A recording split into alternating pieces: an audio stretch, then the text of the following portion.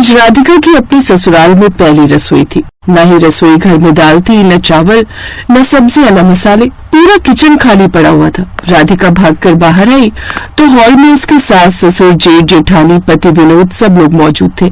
सासू माँ, किचन में तो कोई सामान ही नहीं है, मैं खाना कैसे बनाऊं? आप लोग तो इतने अमीर हैं, फिर भी कोई सामान नहीं है।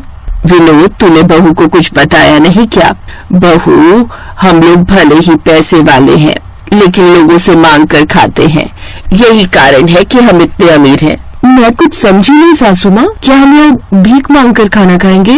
अरे नहीं देवरानी जी, बाहर मोहल्ले में आओ, दाल, सब्जी, आटा, नमक, जिस भी चीज की जरूरत है उनसे मांग लेना, उसके बाद ही खाना बना पाओगी तुम। ये सुनकर राधिका को अजीब लगा, लेकिन ससुराल वालों ने जबरदस्ती घर के बाहर सामान लाने भेज दिया। तभी उसे गांव की एक लड़की नेहा ने देख लिया। अरे भाभी, आप तो अभी अभी ससुराल आई हो, बाहर क्यों घूम रही हो?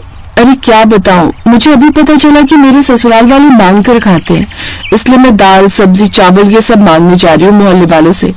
तुम इसमें मेरी कुछ मदद करोगी? भाभी, आपके ससुराल की ये बहुत पुरानी आदत है, उन्होंने खाने के नाम पर आज तक कुछ भी नहीं खरीदा। मेरा नाम नेहा है, आप मुझे अपनी दोस्त समझिए। चलिए, मैं आपको थोड़ा सामान दे देती हूँ, वरना आप परेशान होती रहेंगी। नेहा ने उसे अपने घर से दाल, सब्जी, आटा, नमक, मसाले दिए। तब जाकर राधिका ने खाना बनाया। सभी को खाना बहुत पसंद आया। बहू ने खाना तो अच्छा बनाया ही है, लेकिन सबसे अच्छी बात यह है कि 1 घंटे के अंदर खाना बनाने का सारा सामान मांग कर ले आई। बिल्कुल सही बहू मिली है हमें। तो इस तरह सब लोग खाना पीना खाकर सो गए। अगली सुबह चाय बनाने की बारी थी तो उसने देखा कि किचन में न चाय पत्ती थी न दूध। फिर से वो अपनी सास के पास आई। सासू माँ, कम से कम दूध और चीनी चाय पत्ती तो लाकर रखनी चाहिए थी, ये भी बाहर से मांग कर लानी पड़ेगी। बिल्कुल सही पकड़ी हो बहू, जल्दी जाओ और मोहल्ले से चाय पत्ती, दूध मांग कर लाओ, बच्चों को काम पर भी तो जाना है। राधिका बेचारी सुबह सुबह फिर बाहर निकल गई। उसे लोगों के घरों में जाकर मांगने में बहुत शर्म आ रही थी, फिर भी किसी तरह वो एक घर में पहुंची। चाची, जरा चाय पत्ती, दूध और चीनी मिल जाएगी क्या?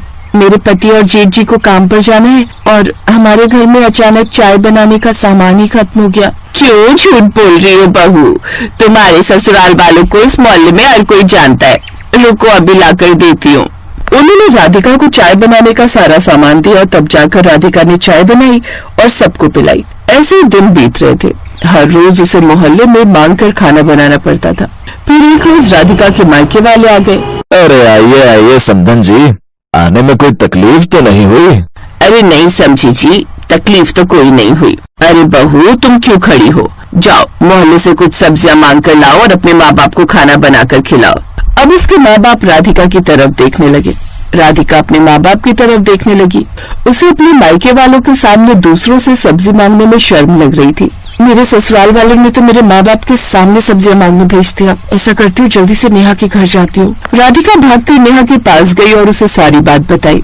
भाभी, अब आपको कुछ न कुछ सोचना ही पड़ेगा। नेहा, अभी मुझे जल्दी से कुछ सब्जियां, आटा, दाल, चावल दे दो, क्योंकि मेरे मायके से कुछ लोग आए, उनके सामने मेरी बेइज्जती हो जाएगी। उसके बाद जैसे ही कोई आइडिया आता है मैं तुम्हारे साथ जरूर डिस्कस करूंगी। खैर, उस वक्त नेहा ने राधिका को खाना बनाने का सारा सामान दे दिया। नेहा घर आई, खाना बनाया और अपने माँ बाप को खिलाया। अब ये हर दिन का काम हो गया था। राधिका को शर्म आती थी। फिर अचानक एक रोज राधिका को उल्टी आने लगी। जब उसने डॉक्टर को दिखाया तब पता चला कि वो प्रेग्नेंट। खैर, राधिका मौका पाकर तुरंत अकेले में नेहा से मिली। नेहा, तुम्हें पता है मैं प्रेग्नेंट हूँ। मेरे दिमाग में एक नया आइडिया है जिससे मैं अपने ससुराल वालों की मांगने वाली आदत हमेशा हमेशा के लिए खत्म कर सकती हूँ। राधिका ने सारा प्लान नेहा को समझा दिया और वो अपने घर आ गई। शाम को नेहा ने पूरे गांव वालों और गांव के डॉक्टर को एक जगह इकट्ठा किया। डॉक्टर साहब और गांव वालों, मेरी बात ध्यान से सुनिए। आप सबको पता ही है कि राधिका भाभी के ससुराल वालों की मांगने की बहुत बुरी आदत है। उस आदत को सुधारने के लिए मैं आपको एक प्लान समझाने वाली हूँ। आप सबको मेरा साथ देना होगा। नेहा ने सारा प्लान गांव वालों और डॉक्टर को समझा दिया। अरे वाह बेटा, ये तो बहुत बढ़िया आइडिया है, हम सब इसमें तुम्हारा साथ देंगे। रात में जब राधिका के ससुराल में सब लोग मौजूद थे तभी डॉक्टर साहब उनके घर पहुंचे। देखिए, आपके घर नया मेहमान आने वाला है, तो जो भी बहू कहे उसे वही खिलाना पड़ेगा, क्योंकि इस दौरान बहू का जो भी खाने का मन करेगा वो दरअसल उसके बच्चे के लिए जरूरी होगा, इसीलिए महिला का वो सब खाने का मन करता है। डॉक्टर साहब, फिक्र मत करिए, हमारी बहू जो कहेगी हम उसे वही खिलाएंगे ताकि बच्चा स्वस्थ पैदा हो। खैर, इतना बोलकर डॉक्टर साहब चले गए। बहू जल्दी से बता तुझे क्या खाने का मन कर रहा है। सासू माँ मेरा तो मटर पनीर खाने का मन कर रहा है। ठीक है बड़ी बहू, तू मेरे साथ चल, मटर पनीर मांग कर लाते हैं। उसकी सास अपनी बड़ी बहू को लेकर किसी के घर पहुंची। बहन जी थोड़ा सा मटर और पनीर दे दीजिए। अरे थोड़ी देर पहले आती तो आपको मिल जाता, हमारा पनीर खराब हो गया तो फेंक दिया नाली में। कोई बात नहीं चाची, चलिए सासू माँ दूसरे घर चलते हैं।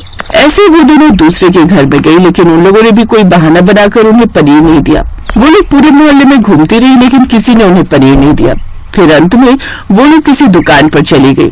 भाई साहब जरा 1 किलो पनीर देना, बाद में पैसे देते हैं।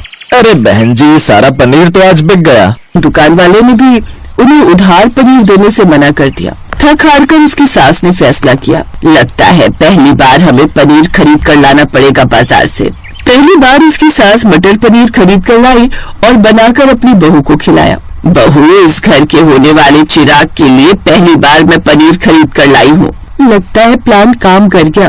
लेकिन 1 घंटे बाद फिर से राधिका को भूख लगने लगी। सासू माँ मेरा भिंडी की सब्जी खाने का मन कर रहा है। देवरानी जी अभी 1 घंटे पहले तो मटर पनीर खाया था, इतनी जल्दी फिर से भूख लगाई। बहू कैसी बातें कर रही हो, सुना नहीं था डॉक्टर साहब ने क्या कहा था? जो भी बहू का खाने का मन है वो दरअसल इसके बच्चे का खाने का मन हो रहा है। जाओ जल्दी से भिंडी मांग कर लाओ। माँ ऐसा करता हूँ, पूरी मार्केट किचन में लाकर रख देता हूँ। विनोद बाजार गया और अगले 1 साल के लिए सारा सामान लाकर किचन में रख दिया। अब उस घर का कोई भी इंसान खाना बनाने से पहले कुछ भी मांगने मोहल्ले में नहीं जाता था। फिर एक रोज नेहा उनके घर आई। चाची मेरे घर में कुछ मेहमान आए हैं, अचानक दूध खत्म हो गया, क्या आपके पास थोड़ा दूध होगा? अरे हाँ बेटा बिल्कुल, हमारे पास अब हर चीज है, जो चाहो ले जाओ। आपका बहुत बहुत धन्यवाद चाची, आप तो बहुत अच्छी हो। खैर दूध लेकर नेहा वहाँ से चली गई, लेकिन नेहा के धन्यवाद बोलने की वजह से उसकी सास को बहुत अच्छा लगा। आज पहली बार किसी को कुछ देकर जो खुशी मुझे मिली है वो खुशी मैं बयां नहीं कर सकती। आज मुझे सबक मिल गया है कि हमें हमेशा किसी से मांग कर नहीं खाना चाहिए। आज के बाद हम लोग किसी से भी मांग कर नहीं खाएंगे। तो इस तरह इस दिन के बाद राधिका के ससुराल वालों का मांग कर खाना बंद हो गया। अब सब लोग खुशी खुशी रहने लगे।